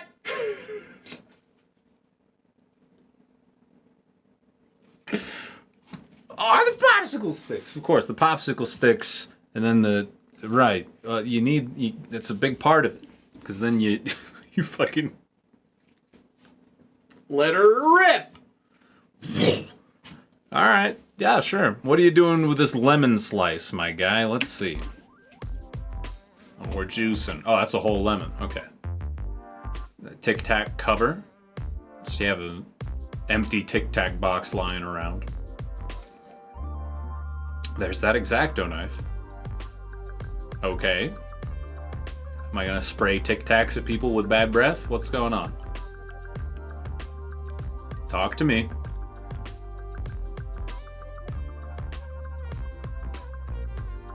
I'm sure that heavy usage...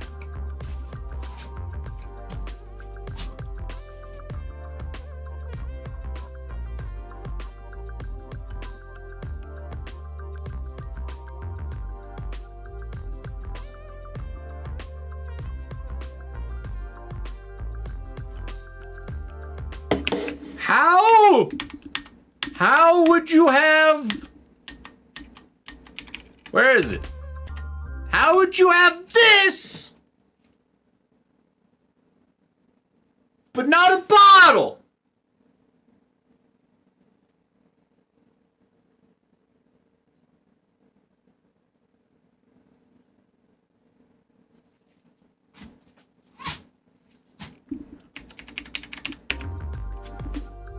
Oh joy! A smaller squirt bottle for my nasty ass pumas.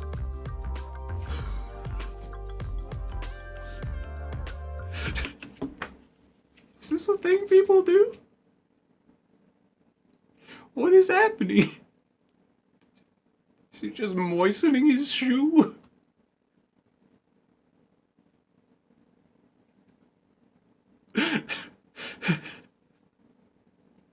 Oh, the lemon! I totally forgot about the lemon. This is lemon juice? He's spraying lemon juice on his shoes? What?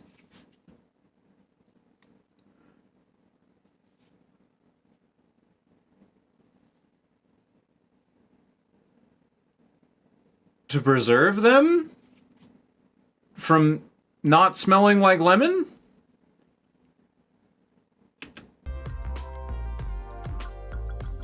Okay, we're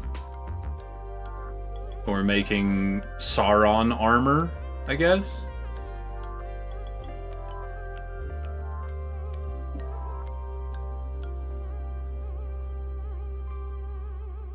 Are we making another funnel? Are we making another funnel? Don't you dare. Oh my god.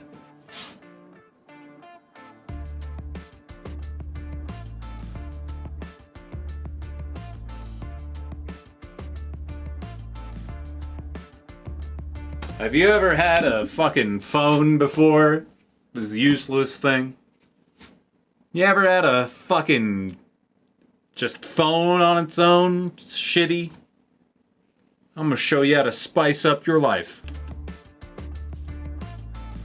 And you start by buying a snake in a can. Oh. Or gack. Just buy some fucking gack.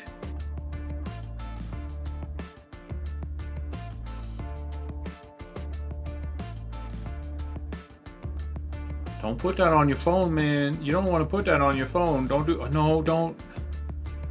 Don't do that. No, don't. What are you... Why would you even... Why did you take it out with your hands? What are you doing?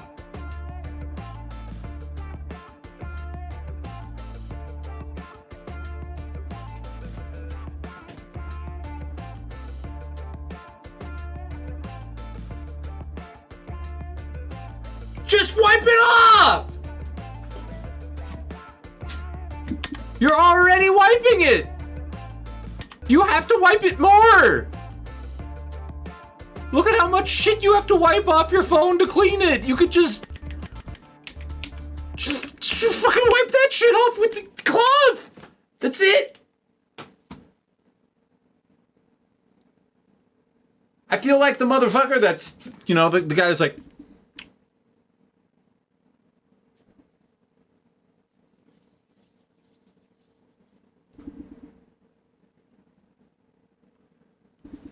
I don't understand art. He does have a black turtleneck on, most likely. I can only assume.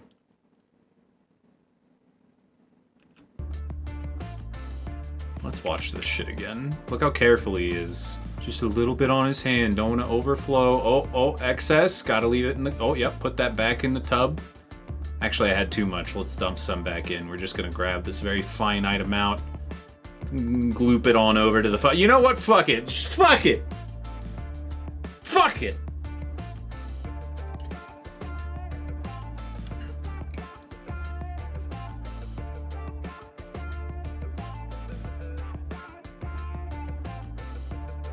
Now there's just ghost cum on your table.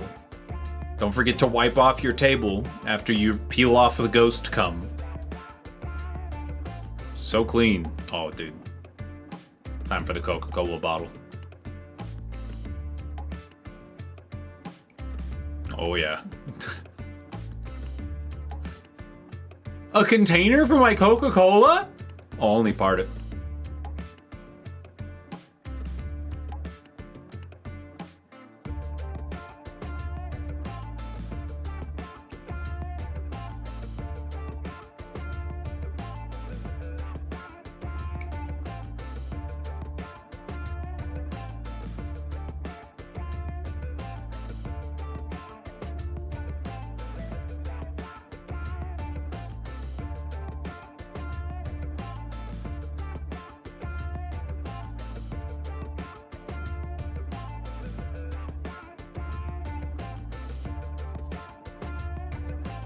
You do you, man. Is that the same phone? Is this pre or post GAC?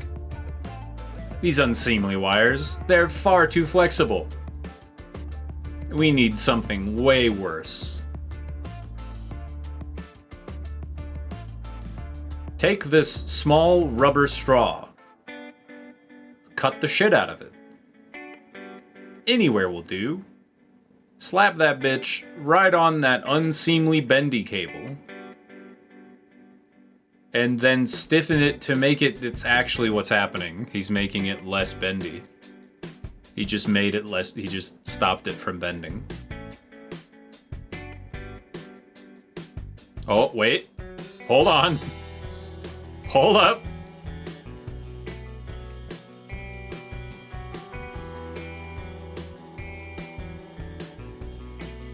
Big things are that was for... It's a tough knot.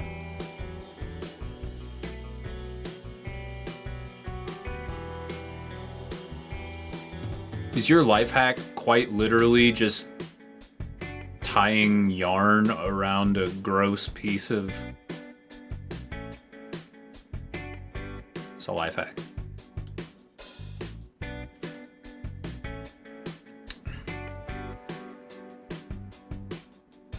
We're still going. He's not done.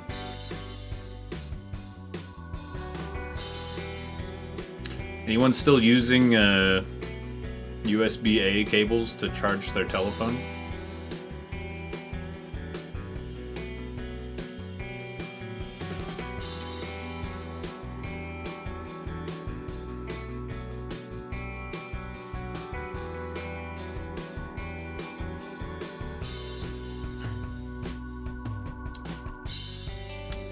How long do you think we're gonna have to watch this?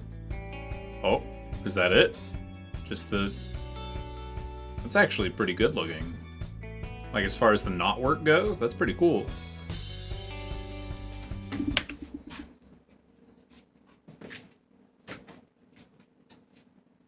Whoa! Whoa! Pretty intense. What do you think this is a life hack for, dude? Alright, let's see 8 cool life hacks. Why not? Let's check them out. Oh, we're back to the Tic Tacs again.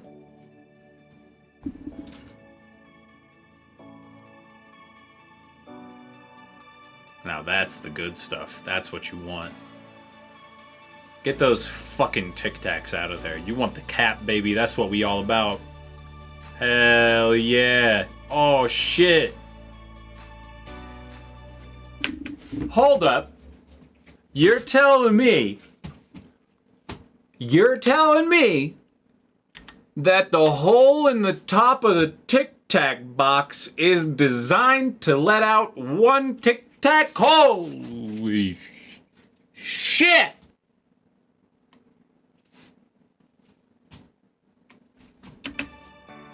My life's hacked. He's in.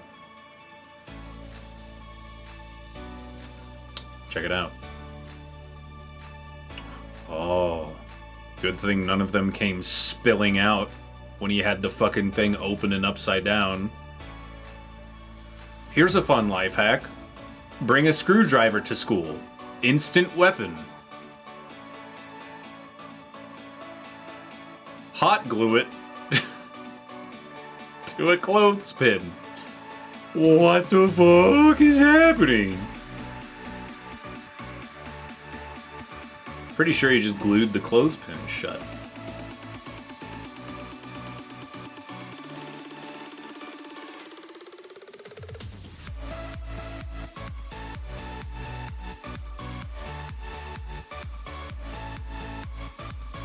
Yeah, that looks fine. That worked great.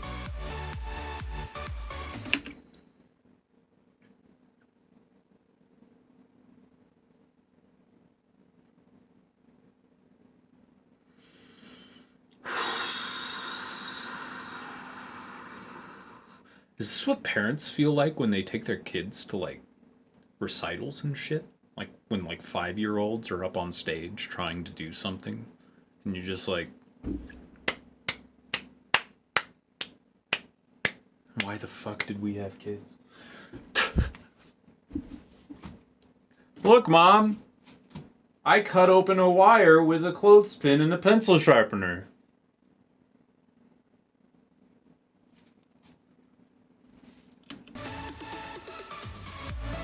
Back to the pins, baby!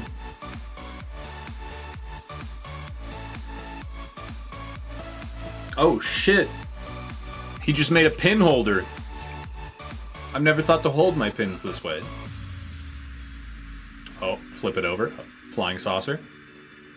Oh, it's a yarn holder. Oh.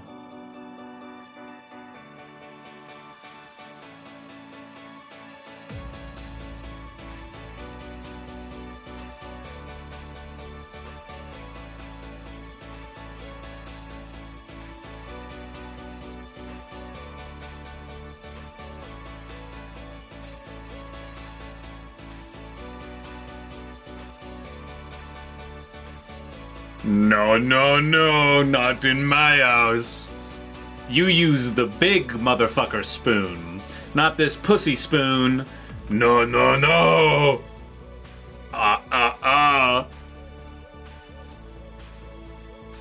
You didn't use the big motherfucker spoon. Oh, hell yeah, dude. Extra grip. That egg's going nowhere now. You about to get fucked up, egg.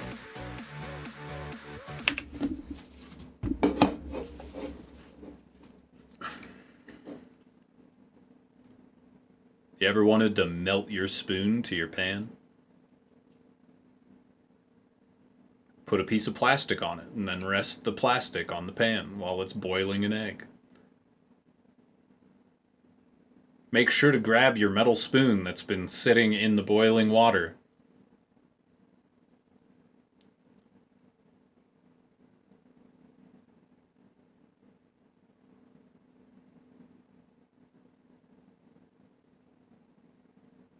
I just...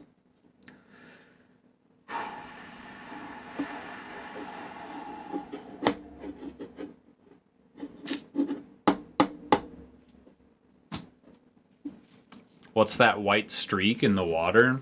Probably where he put in the spoon. Light reflection, yeah. That's the, it's the reflection. This right here is this edge of the pan, and the white is the backdrop.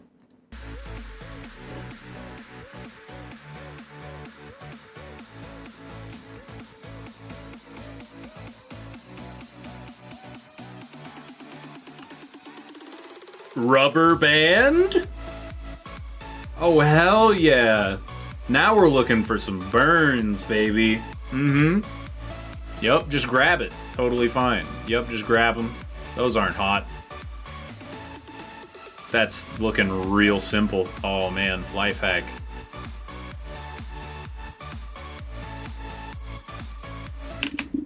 This life hack is already incredibly irrelevant. Get some tongs, but what if you need to boil an egg and you have absolutely no utensils? And all you have is a fork and a spoon. How could you possibly get an egg out of water with a fork and a spoon without a plastic tie and a rubber band?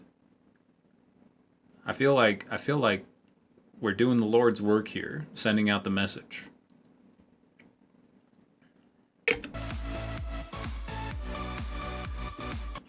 Whoa, what the hell did that say?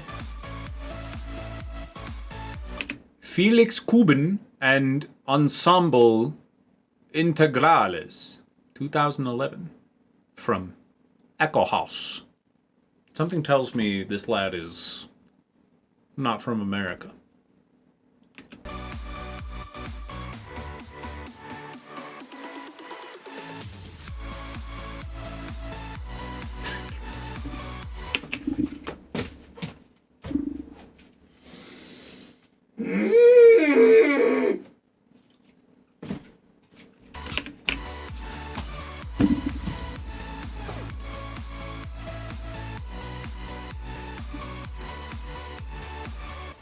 What? What is happening? No. Why would you keep it in there? You just infused your entire roll of toilet paper with melted plastic. What the fuck? It just tore it. Look at how easy it is. Look at how easy it comes out. Oh my gosh, not a single problem. See? That's a life hack.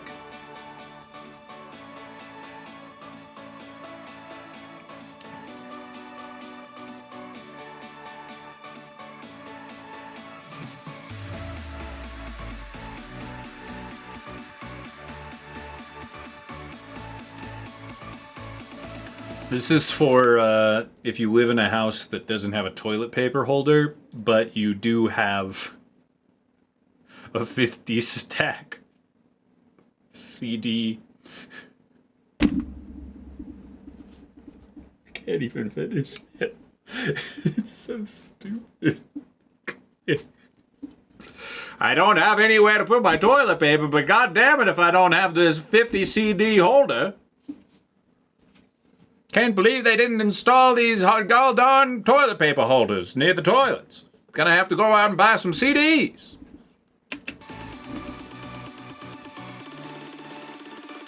He's still doing it. He's very proud of this one. This is like the 7th, 8th square he's pulled out. Do you have too many of these? Is that a sparkler? Oh shit, is that... Oh shit, maybe that's a...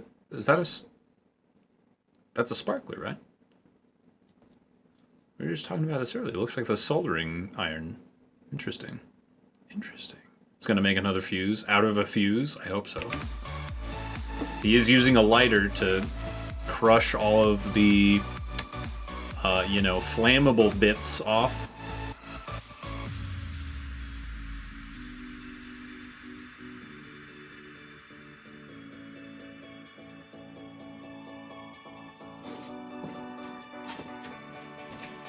No. Again?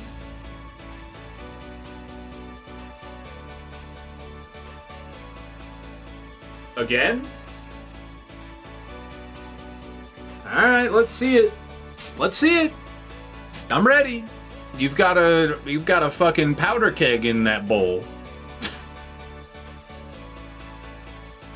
Water? Water? There's that patented Mix it up real good. Oh, look. Yes, it's mixing so well. Yes, good. He's literally just making another fuse, but this time it's not stupid as fuck. He literally made another fuse.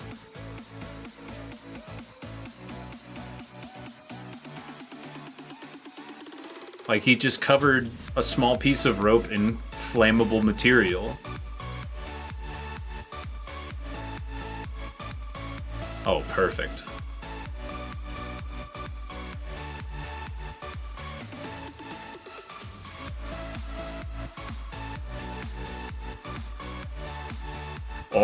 Oh, here it comes.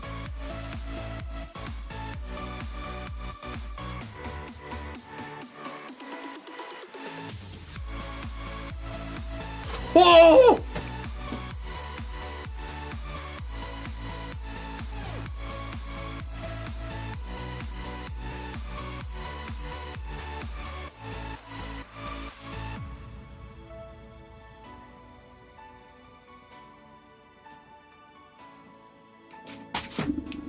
This is the moment.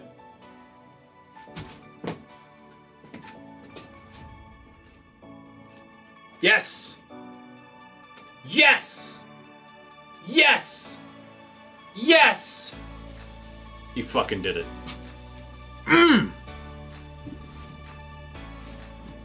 Love a hero story. Love a hero story. That looks like CGI. What the fuck?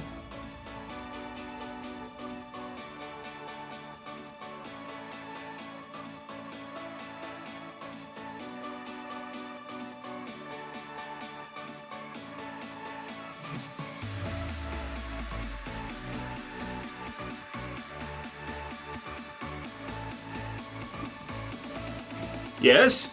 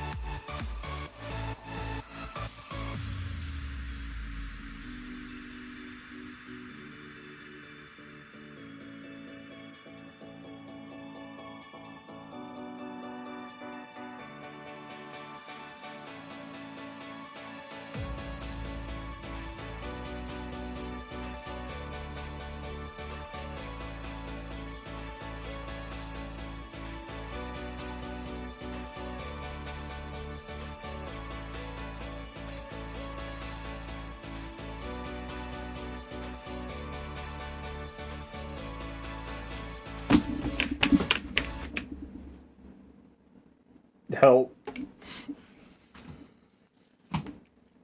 What was the purpose? Driving and I'm speeding and I'm vigorously masturbating, swerving and I'm screaming and I violently come. I come. Driving and I'm speeding and I'm vigorously masturbating. Come on the wheel and then I come on the dash and then I come on the floor and then I'm done. Then I'm done. None of these are things and I hate this person. Who are they? I only want to talk. I swear. They are Mr. Gear. Thanks, Silvermane, for the quad twos.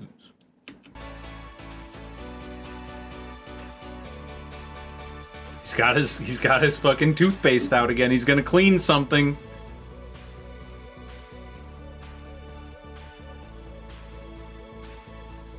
All right, let me do that with mine.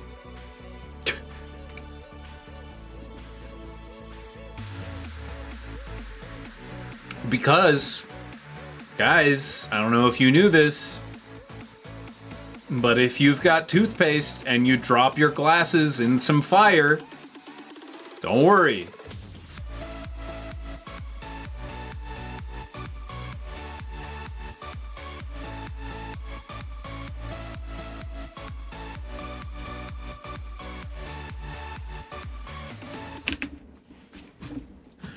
I'm sorry. I have trouble believing in this jump cut here.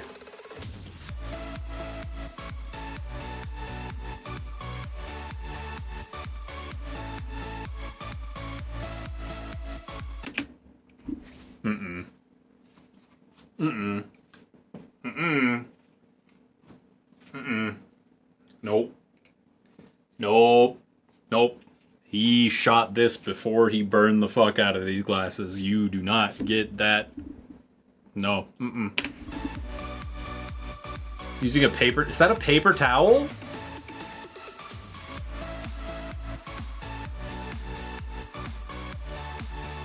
This is a person that does not wear glasses.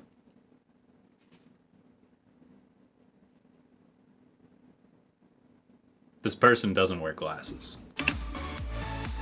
Please don't light your glasses on fire and then clean them with toothpaste.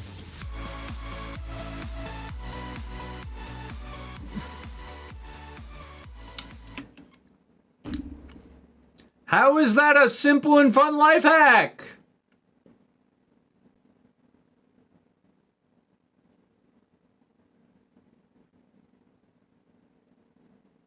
Thumbnail.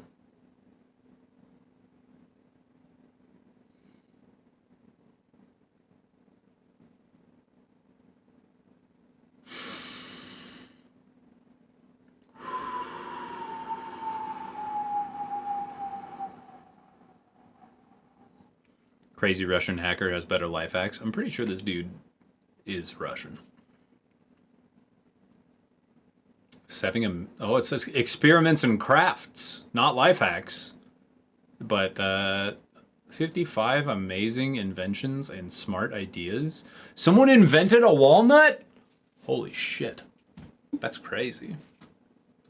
Alright, 6 awesome life hacks with Coca-Cola. Let's watch him grill a sausage in a can of Coke. I'm excited.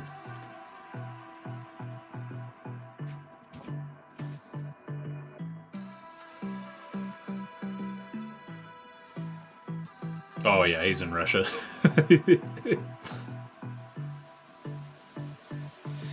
I don't know what you want.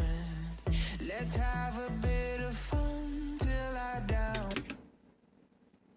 I don't think I can play this music, can I? Sounds like I shouldn't play it.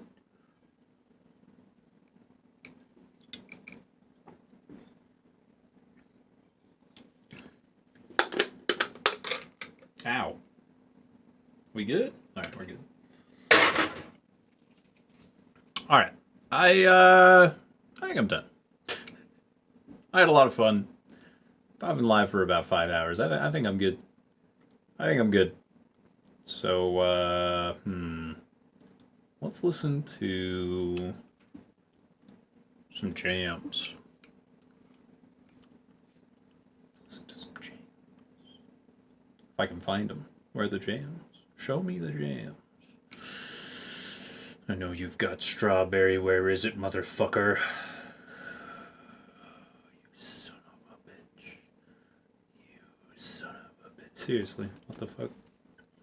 Where's this song I'm looking for? I really would like to play it, but... Where'd it go? Hold on. This is riveting, I know. How it's made. Rivets. First, take metal, and then set it on fire and dump it in a mold. Then, they make rivets. I did it. Alright, fuck it. We'll just listen to this, whatever, I don't care. I don't care. Party. Patty smile. Filthy Casual, welcome back. Thanks for the shedding munch. Appreciate that. Welcome back. Let's get the heck out of here. Let's go hang out with someone else, huh? I'm ready for a nice big old meal. Some yum yums. Let's see. Oh, dude. All these people streaming that have been live before I started streaming and are still live afterwards. It's good. It's great. Love that. Super fantastic. Alright, DJ. Sounds good. Let's hang out with Catlink. I like Cat's stream. Very chill place. She is speedrunning Resident Evil 8. We've gone there a few times before. Thanks for the ridiculousness. Hey, no problem. Thanks for watching the ridiculousness. YouTube's a wild place, man. Just stream forever. I can't do that. I'm sorry. Thanks, extra dopeness. Nighty night.